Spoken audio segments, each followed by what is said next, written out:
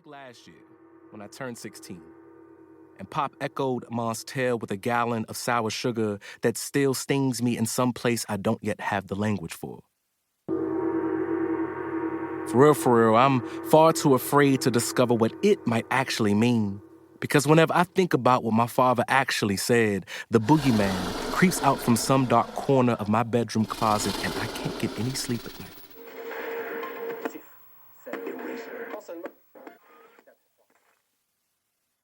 Pop had just gotten out of rehab again. He called to wish me happy birthday. After confirming that I was indeed being a good boy by reading my Bible, I was not, and praying for my salvation every day, I was not, he goes, 1 Corinthians 2:9 says, "Eyes have not seen, nor ears have heard, nor has it entered the heart of man the things which God has prepared for you." I'm proud of you, son, but as a baby, you cried so daggone much I thought you were going to grow up to be a sissy or something.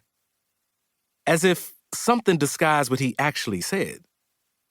As if there was probable cause for concern about my safety. As if I am not mirror to his namesake.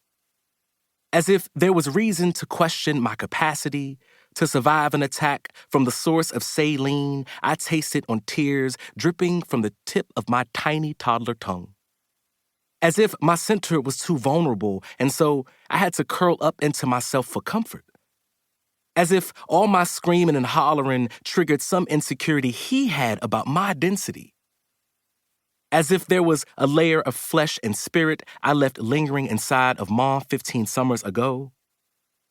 As if no tissue is attached to vein, blood, bone, muscle, fat, or skin, and therefore I was too soft and too sticky to withstand whatever hard stuff black men must make light of in order to feel strong enough to hold on to and hold up themselves. As if there was trivial possibility of my power to protect my own peace during times of war. As if I entered my physical existence with an unarmed and untrained military that was ill-equipped and unprepared to battle beasts that prey on the bodies of little black boys who are unafraid to express how they really feel on the inside.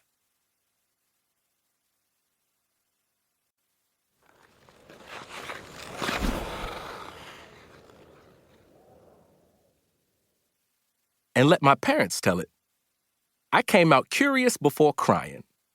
A queer kid full of questions, complete with some kind of knowledge embedded inside the brain holding up my big-ass black head.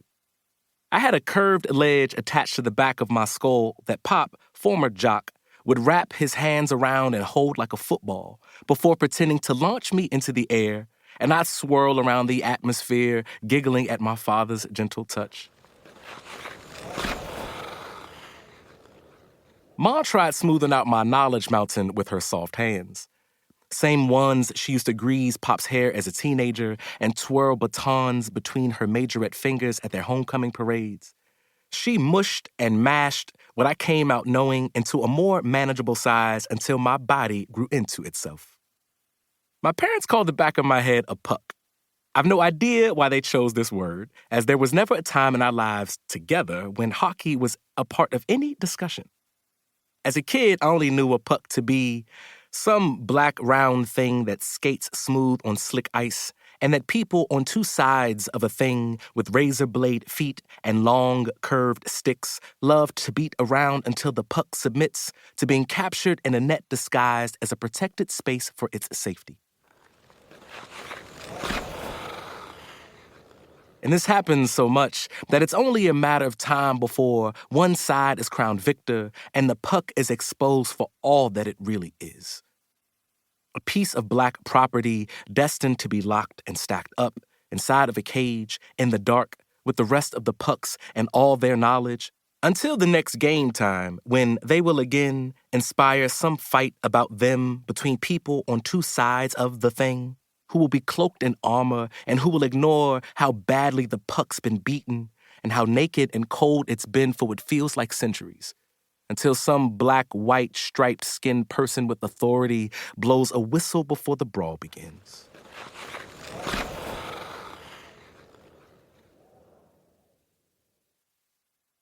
My knowledge of self. The history of who I am